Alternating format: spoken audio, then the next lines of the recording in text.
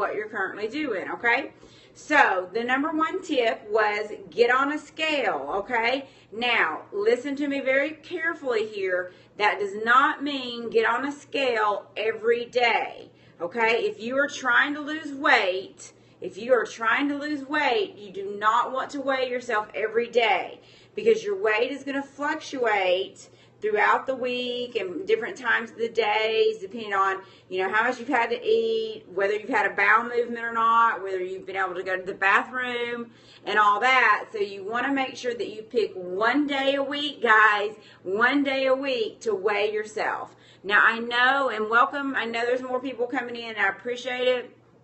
I appreciate you being here. So you're anorexic, okay.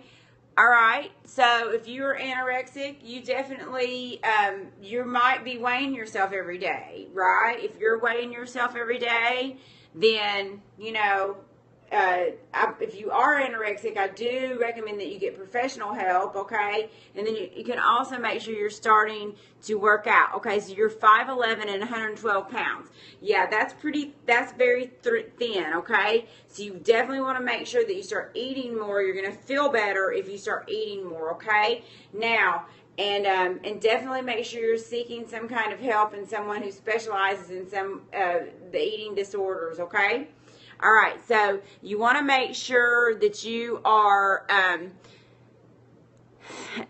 177 pounds of fat. Okay, so you want to make sure, guys, that you're weighing yourself. Okay, so I'm trying to stick with this. So one time a week.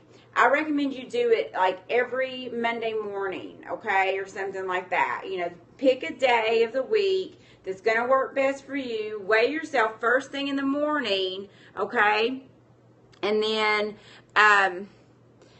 weigh yourself first thing in the morning, okay? And then document the weight. And you weigh yourself one time a week. Can everybody say one? Put a one in the chat stream because I want to make sure that you guys are getting this, because this is the thing. The scale messes with a lot of people's mind, and it's psychological when you think that there's some ones, good, thank you, when you think that you're not losing weight because you're stepping on the scale every day. If you're stepping on the scale every day, your weight is going to fluctuate a little bit. But if you weigh once a week, then you can see some progress. Maybe you've dropped a pound. Maybe you've dropped 2 pounds, okay? Maybe the weight hasn't moved. I mean, we need to see.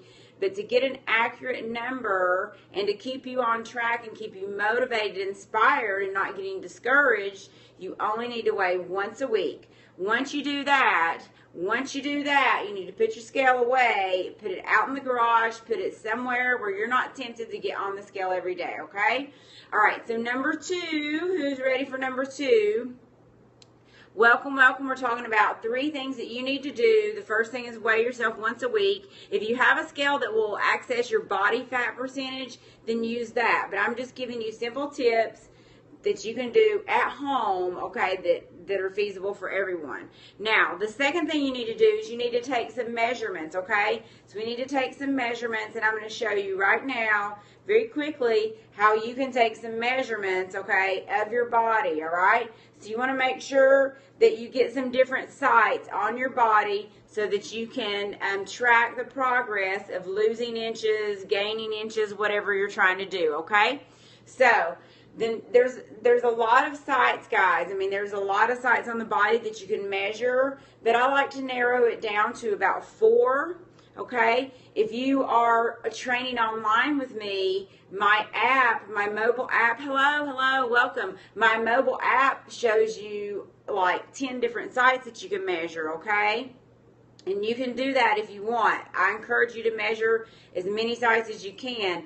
But if you're not training with me online, or if you just want to do, 3 or 4 measurements, then you can do that too, and then you download it into the app. And if you're not using the online training, then you want to make sure that you're keeping a notebook of the information so that you can go back and reference your measurements, okay? So the first site that you're going to want to do is we're going to want to do at least like around the chest, okay? And I'm going to actually show you right now how you can do that, okay? Welcome, thanks for coming in. I am Beth Hoover. I'm showing how to give measurements, how to take your own measurements so that you can track your progress with your fitness and nutrition goals. Okay, so the first tip was to get your weight. So write down your weight in pounds or ounces, whatever you want to do, and weigh yourself once a week. The next tip is we're going to measure ourselves. We're going to measure at the chest. We're going to measure at the belly button, okay, the navel, all right, and then we're going to measure at the hips. And I'm going to show you where those sites are. If you're using my mobile online training, it shows you exactly where those sites are located, okay? So for the chest, you're just going to go to the fullest portion of the chest. So you just make sure you're on the side where it says inches, okay?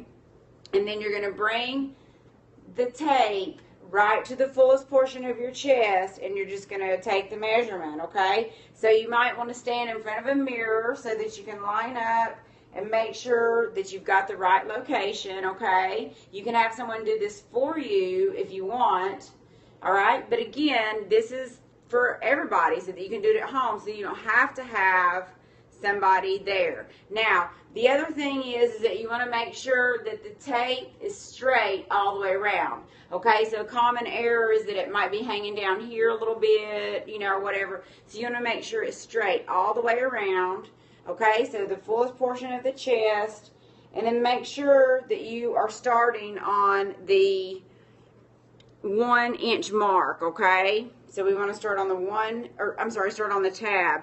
All of them are different. It depends. This is 1 inch, okay? Have another tape that starts differently. So make sure you're aware of where your tape measure starts. So this first tab is 1 inch, okay? So we take that around our chest, and boom, there we go, okay? So then the second measurement you're going to do is you're going to go ahead and come down to your belly button, okay? So we want to find our belly button.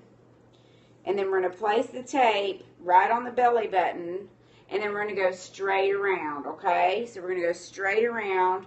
Welcome, thanks for coming in. I'm showing how to give measurements to yourself, okay? And so then we're going to go right at the belly button. There's the tab. Look at the line. Try to get to the nearest 1/8 of an inch if you can.